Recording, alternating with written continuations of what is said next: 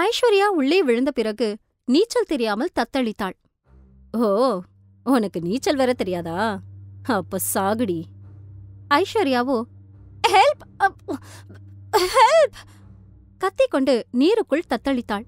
சத்தம் கேட்டு ரேணு அங்கு ஓடி வருகையில், இவ எதுக்காக இங்க வந்தா என நினைத்த கல்பனா முகத்தை பாவமாக வைத்துக்கொண்டு, ஐயோ ஐயோ, ஏன் இப்படி விழுந்துட்ட ஐஷு? யாராவது வாங்களே, இவளை காப்பாத்துங்களே. ரேணுவை பார்த்த கல்பனா, ஏய், என்ன மச மச நின்னுட்டு இருக்க? அவளை போய் காப்பாத்து. இதை கேட்ட ரேணுவிற்கு என்ன சொல்வது என்று தெரியவில்லை. அத்த, நானா? ஆமா, நீதான். நீ மட்டும்தான் இங்க இருக்க. நீ அவளை காப்பாத்து. நான் செக்யூரிட்டி இருந்தா கூட்டிட்டு வரேன். நைஸாக அங்கிருந்து நழுவி விட்டாள் கல்பனா. ரேணுவிற்கு இப்பொழுது என்ன செய்வது என்று தெரியவில்லை. வயிற்றில் குழந்தை இருப்பது நினைவு வந்தது. இருப்பினும் தன் தோழியை ஆபத்தில் விட மனம் வரவில்லை. ஐஸ்வர்யாவுக்காக நீருக்குள் குதித்தாள். பின் அவளை மீட்டுக்கொண்டு மேலே வரவும் அவ்விடத்தில் போலீஸ் வரவும் சரியாக இருந்தது. ஐஸ்வர்யா அப்படியே மயங்கி போக அங்கு வந்திருந்த பெண் போலீசார் ரேணுவை பார்த்து, இவங்கள கொல்ல முயற்சி பண்றதுக்காக நாங்க உங்களை கைது பண்றோம் என்றாள். இதை கேட்டு அதிர்ந்து போனாள் ரேணு. இல்ல, நான் அந்த மாதிரி எதுவும் பண்ணல என தன்னிலை விளக்கம் கொடுக்க நினைத்தாள். இதை தூரத்திலிருந்து பார்த்த கல்பனாவிற்கு ஒரு நொடி வயிற்றுக்குள் புளியை கரைத்தது. எங்கு ரேணு தன் பெயரை சொல்லிவிடுவாளோ என்று நினைத்த கல்பனா, ஆமா இன்ஸ்பெக்டர், நானும் பார்த்தேன். இவதான் அந்த பொண்ணு ஐஸ்வர்யாவை தண்ணிக்குள்ள தள்ளிவிட்டா. எப்படிதான் ஒரு பொண்ணே இன்னொரு பொண்ண தண்ணிக்குள்ள தள்ளிவிட்டு கொல்ல முயற்சி பண்ண மனசு வருதோ? அதை கேட்டு தன் அத்தையை அதிர்ச்சியுடன் பார்த்தாள் ரேணு. ஆனால் அதற்கு மேல் ஒரு மறுப்பு கூட அவள் தெரிவிக்கவில்லை. தன் அத்தையை அவள் காட்டிக் கொடுக்கவும் இல்லை. அதே நேரம் செய்யாத தவறை அவள் ஏற்றுக்கொள்ள தயாராகவும் இல்லை. இங்க பாருங்க, நீங்களா வந்தா உங்களுக்கு நல்லது, இல்லனா நாங்க உங்களை அடிச்சு இழுத்துட்டு போக வேண்டி வரும். அதற்குள் அங்கு ஆம்புலன்ஸ் வரவழைக்கப்பட்டு ஐஸ்வர்யாவை அதில் ஏற்றினார்கள். விஷயம் கௌதமின் காதிற்கு பறந்தது. அவன் முதலில் ஹாஸ்பிட்டலுக்கு தான் சென்றான். அங்கு ஐஸ்வர்யாவுக்கு சிகிச்சை வழங்கிக் கொண்டிருந்த டாக்டரிடம் அவளின் உடல்நலம் பற்றி விசாரித்தான். சார், கொஞ்சம் வெயிட் பண்ணுங்க, ட்ரீட்மெண்ட் போயிட்டு இருக்கு. அதை கேட்டு கவலை அடைந்தான் கௌதம். 1 மணி நேர சிகிச்சைக்கு பின்னால் அறைக்குள்ளிருந்து வெளிவந்த டாக்டர், கவலைப்பட வேணாம், ஷீ இஸ் சேஃப் நவ். தண்ணிக்குள்ள விழுந்ததுனால பயத்திலேயே நிறைய தண்ணியை குடிச்சிருக்காங்க. நீங்க போய் அவங்கள பார்க்கலாம்.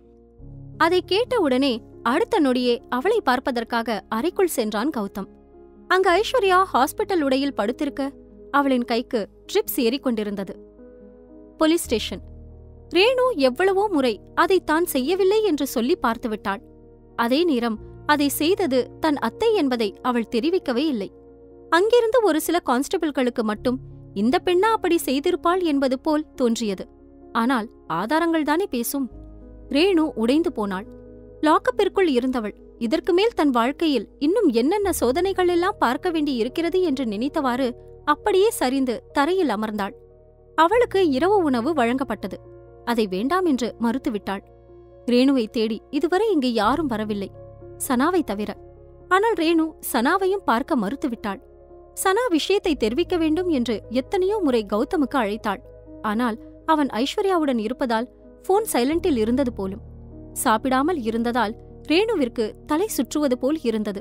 வயிற்றுக்குள் இருக்கும் குழந்தையும் நினைவு வந்துவிட அங்கிருந்த கான்ஸ்டபிள் பெண்ணிடம், எனக்கு குடிக்க கொஞ்சம் தண்ணி கிடைக்குமா என்றாள்.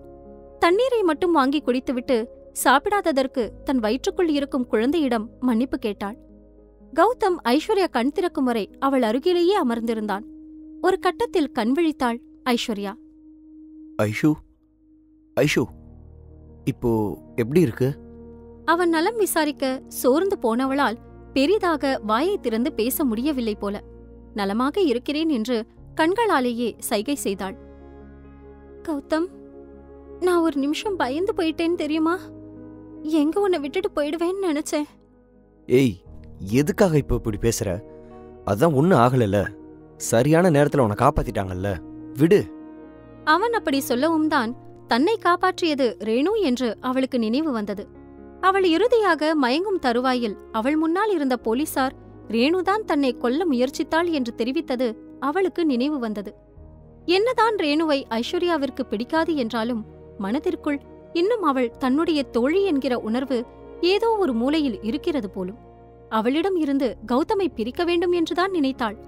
ஆனால் அவளை இப்படி போலீஸ் ஸ்டேஷன் வரை அனுப்பும் அளவிற்கு அவளின் மனம் இன்னும் பாறையாகி போகவில்லை. கௌதம், என்ன தண்ணிக்குள்ள தள்ளிவிட்டது உனக்கு யாருன்னு தெரியும்ல? அதற்கு ஆம் என்று தலையசைத்தவனின் முகம் இறுகியது. கௌதமும் அது ரேணு என்றுதான் நினைத்தான்.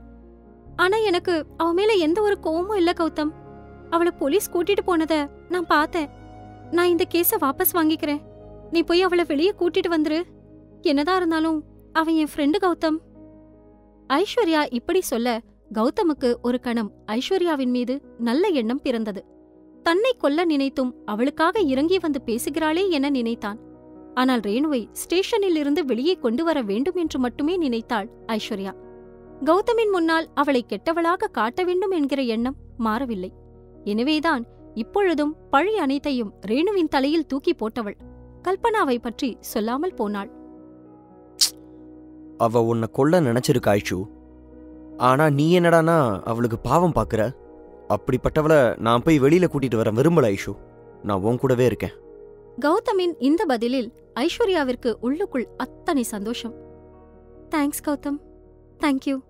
ஐ love you so much Gautham.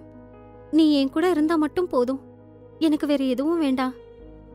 இப்படி நடப்பது என்னவென்று அறியாமல் இருக்கும் கௌதம் புரிந்து கொள்வானா? தன் முன்னால் இருப்பவள் வெறும் கண்ணாடிதான், உண்மையான அன்பும் காதலும் உறைந்திருக்கும் இடம் அவனின் மனைவியிடத்தில் என்று. கேளுங்க இதயத்தில் ஏதோ ஒன்று ஆடியோ சீரீஸ் உங்க குக்கு எஃப்எம் ஆப்ல. டவுன்லோட் தி ஆப் நவ.